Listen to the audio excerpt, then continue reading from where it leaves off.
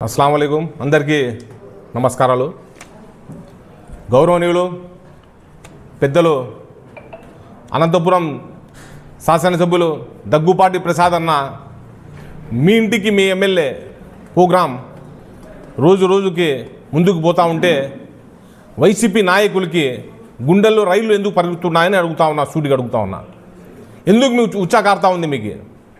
ఎందుకంటే ఈ వైసీపీ నాయకులు మాజీ ఎమ్మెల్యే వెంకటరామరెడ్డి గారు, అదేవిధంగా ఈ మేయర్ వసీం 5 సంవత్సరాల్లో ఎప్పుడు ఈ వీళ్ళు వార్డులోకి పోలేదు. కనీసం ఒక ఇంటికి కూడా వాళ్ళు కొన్ని దాఖలాలు లేవు.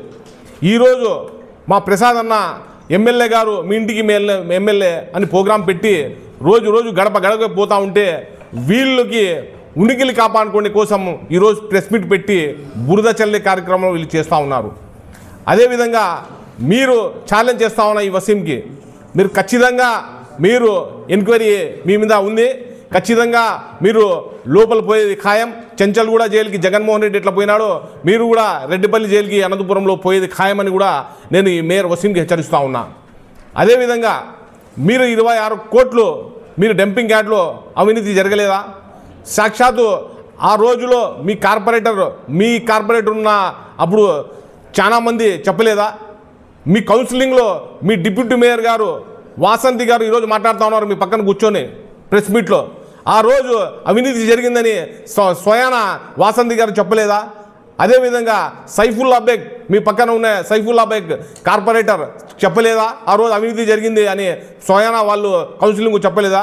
అబూసలే కార్పొరేటర్ చెప్పలేదా అని నేను అడుగుతా ఉన్నా ఈరోజు మేయర్ వసీంకి. నువ్వు అది ఆపద్దాలు మాట్లాడి పందిని నందిని చేయాలంటే ప్రజలు ఏమి ఊరికే ఉన్నారు, ఖచ్చితంగా అవన్నీ గమనిస్తూ ఉన్నారు ప్రజలు. మేయర్ వసీం ఏం చేశారు? మీరు మాట చెప్పినారు, ఏం చేయలేదంట. మీరేం చేసినారా 5 సంవత్సరాల్లో? నేను అడుగుతా ఉన్నా. ఒక రోడ్ ఏమైనా వేసినారా?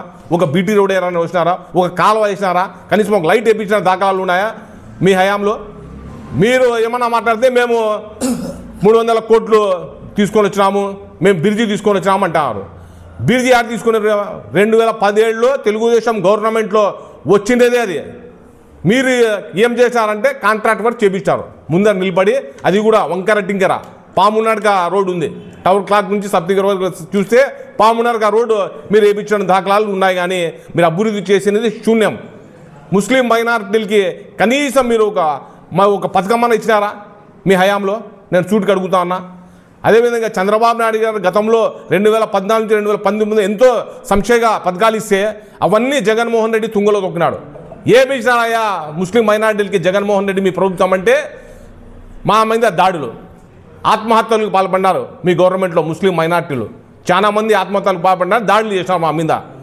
అది తప్పితే మీరు చేసినది శూన్యం మేయర్ వసీం గారు అని కూడా నేను ఈ మేయర్ వసీంకి హెచ్చరిస్తూ ఉన్నా. అనంతపురంలో అభివృద్ధి జరిగేది దాదాపు 7 మాసాల్లోనే 60 కోట్ల వరకు ఈరోజు మా దగ్గుపాటి ప్రసాద్ అన్న తేవడం జరిగింది. అభివృద్ధి బాటలో నడుస్తూ ఉంది. ఖచ్చితంగా మేము చెప్తా ఉన్నాం, ఖచ్చితంగా అండర్గ్రౌండ్ డ్రైనేజ్ వస్తుంది. మీకు డంపింగ్ యార్డ్ కూడా ఖచ్చితంగా మేము మార్చామని కూడా ఈ సందర్భంగా నేను తెలియజేసుకుంటా ఉన్నా. మీకు లేనిపోని మాటలు మాట్లాడితే ప్రజలు ఎవరు నమ్మరు. మీకు 11 సీట్లకు పరిమితం చేసినారు. నెక్స్ట్ మీకు డిపాజిట్ కూడా రావని కూడా నేను హెచ్చరిస్తూ ఉన్నా.